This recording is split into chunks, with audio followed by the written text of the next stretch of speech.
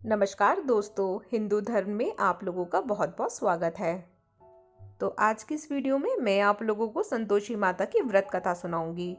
एक बुढ़िया थी, उसका एक ही पुत्र था। बुढ़िया पुत्र के विवाह के बाद बहू से घर के सारे काम करवाती, परंतु उसे ठीक से खाना नहीं देती थी।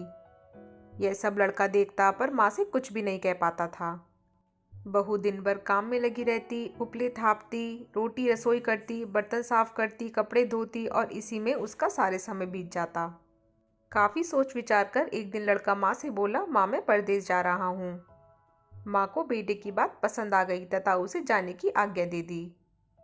इसके बाद वह अपनी पत्नी के पास जाकर बोला, मैं परदेश जा रहा हूँ, अपनी कुछ निशानी दे दो। बहू बोली, मेरे पास तो निशानी देने योग्य कुछ भी नहीं है। यह कहकर वह पति के चरणों में गिरकर रोने लगी। इससे पति के जूतों पर गोबर से सने हाथों से छाप बन गई। पुत्र के जाने के बाद सास के अत्याचार बढ़ते गए। एक दिन बहू दुखी होकर मंदिर चली गई। वहां उसने देखा कि बहुत सी स्त्रियां पूजा कर रही थीं। उसने स्त्रियों से व्रत के बारे में जानकारी ली तो वह बोली कि हम संतोषी माता के व्रत कर रही हैं। इससे सभी प्रकार के कष्टों का नाश होता है। स्त्रियों ने बताया, शुक्रवार को नहा धोकर एक लोटे में शुद्ध जल लें, गुड़ चने का प्रसाद लेना तथा सच्चे मन से माँ का पूजन करना चाहिए। खटाई भूल कर भी मत खाना और न ही किसी को देना। एक वक्त भोजन करना। व्रत विधान सुनकर अब वह प्रति शुक्रवार को संयम से व्रत करने लगी। माता की कृपा से कुछ दिनों बाद पति का पत्र आया। कुछ दिनों बाद पैसा भी आ गया। उसने प्रसन्न मन से फिर व्रत किया तथा मंदिर में जा अन्य स्त्रियों से बोली, संतोषी माँ की कृपा से हमें पति का पत्र तथा रुपया आया है। अन्य सभी स्त्रियां भी श्रद्धा से व्रत करने लगीं। बहू ने कहा, हे माँ, जब मेरे पति घर आ जाएंगे तो मैं तुम्हारे व्रत का उद्यापन करूंगी।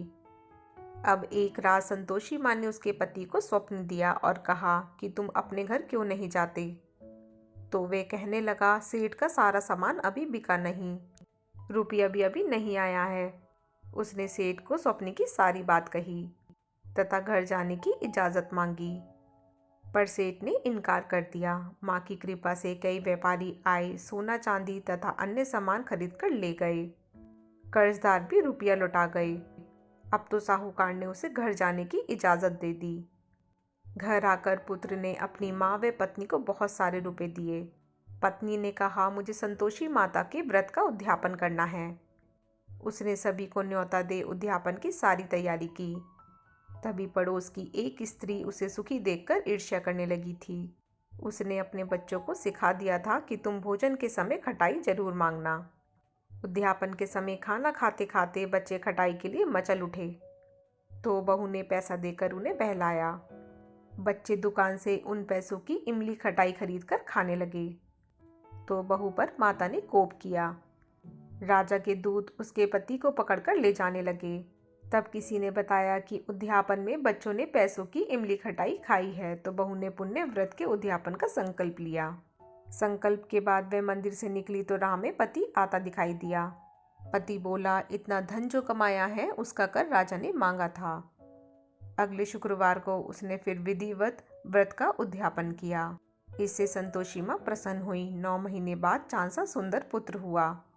अब सास, बहू तथा बेटा माँ की कृपा से आनंद से रहने लगे। तो दोस्तों, अगर आप लोगों को मेरा ये वीडियो थोड़ा सा भी अच्छा लगा हो तो आप इसे लाइक और शेयर करना ना भूलिएगा और मेरे चैनल को सब्सक्राइब ज़रूर कीजिएगा। धन्यवाद।